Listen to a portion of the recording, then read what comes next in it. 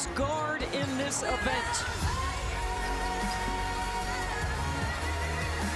And Blacksburg, Virginia is hoop heaven. History for the Hokies with a first ACC championship.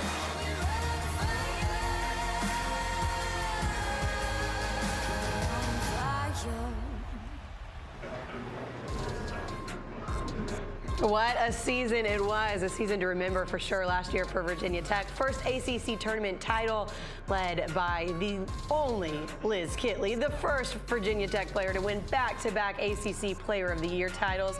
And of course it ended with the program's first trip to the Final Four. Lots of pieces and players made this happen, but three of the big ones sitting here on set with us right now. Kayla King, Georgia Amore, Liz Kitley, hanging out with us for the next couple minutes here on our Nothing But Net set. And guys, we're excited. We're excited for another year with you two. We didn't know we were getting that. We've got potentially 2 more years with Georgia. Liz, how different does it feel where you guys are sitting now, this time this year, after everything you accomplished last year? Yeah, no, we were talking about that on the way here, actually. I think it's really a cool experience to know where we came from. And even when me and Asia Shepard came here a couple years ago, we were at a completely different rank on the totem pole, and now coming back as the defending champions is an incredible feeling, and I think especially me and Kayla are trying to soak it all up as our last chance and really appreciate all the fun experiences we get to do. And talking with you guys about our success last year is definitely something fun, and we're appreciating that.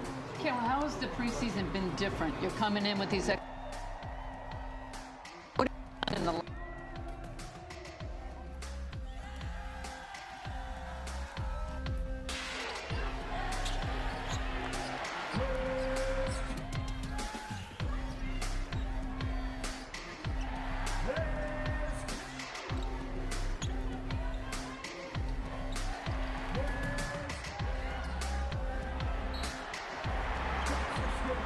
How it's been different, because I was on set with them a couple of weeks ago at Virginia Tech, and as soon as they show up, just a crowd of people everywhere. Oh. So it's different from the outside too, Cal. Well, I believe that. But look, we all know this magical run began when Georgia put on those glasses in Preseason, okay? And things changed. But Georgia, in all Wanted to win so bad, and that was the least I could do. So how do you feel? Like, are you in a bubble? Or are you like, I don't care what the outside people are saying, here's what we have to do to get down to business? Yeah, I think we've always had a good idea of just sticking to, ourselves, and especially during the tournament, we had some not nice stuff said about us, and I think people had their doubts about us, and I think we use that as motivation. And I think we just have really great internal motivation as a team, and I love these girls dearly, and I would do anything for them, and it's very much reciprocated. So we did that last year, but this year it's carrying that mindset over as well.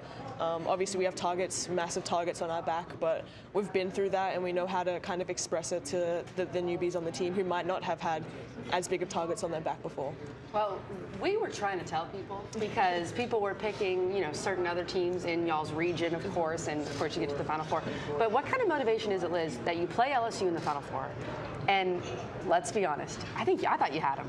I thought that game was pretty much over. LSU comes back, and of course credit to LSU, but they go on to win the national championship.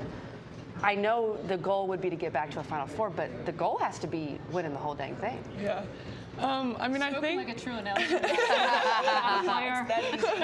I know. Well, something that we've talked a lot about this year is it can be easy to say our goal is to win the whole thing, but I think that discredits how hard it was, what we did last year. Obviously, we were trying to really appreciate that and recognize the rarity of it. Like, obviously, we're one of 4 teams left.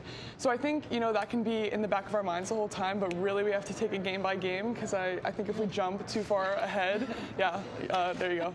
If we jump too far ahead, then we might, lose ourselves along the way.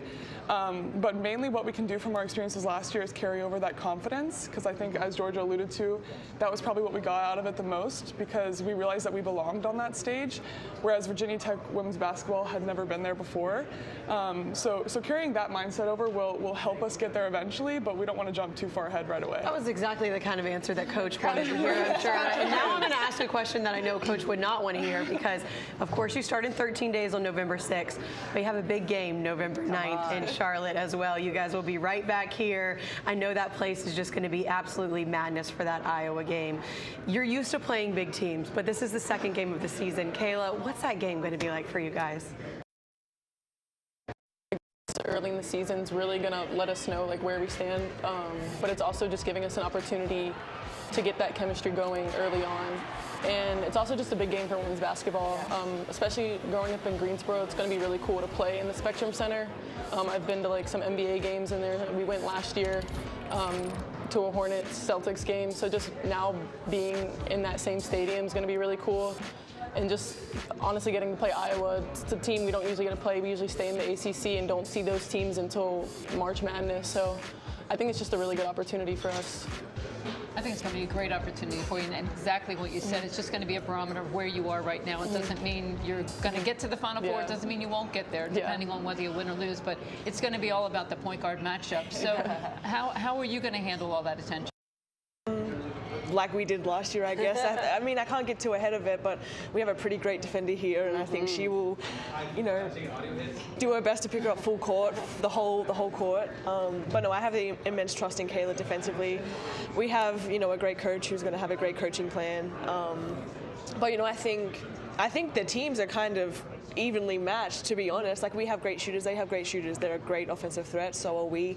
We'll probably play more of a pack line defense. I don't think we're going to see many great defensive interceptions or whatever, but I think it's going to be a great offensive showdown. That's what we want, okay? That's what we want to see. Give me the offense. Okay, last one for you guys, and specifically with Liz. I saw a video on Twitter, and I saw you guys raining threes, right? I saw Liz in these lines, shooting threes, knocking down threes. Have we been adding the three to the game, Liz? Yeah, it's not really a choice, I think. When you play for Virginia Tech, yeah. Yeah, Coach Brooks will just throw me into situations like that to, you know, try to make me more comfortable. And I think at this point, like, I've been shooting threes in practice for a hot minute now, and it's really about confidence at this point to just suck it up and do it in a game, because what do I have to lose, honestly? But yeah, it helps having people like this surrounding me and instilling confidence in me and forcing me, You heard it here. Liz Kitley is now shooting threes. So. Dangerous, as if she wasn't dangerous enough already. You guys, we cannot wait for the season. November 6th, it all starts. November 9th, right back here in Charlotte. Don't forget about November 30th, because they're going to get a rematch with LSU in that ACC SEC Challenge. Cannot wait. Guys, we appreciate your time this morning. Thank you.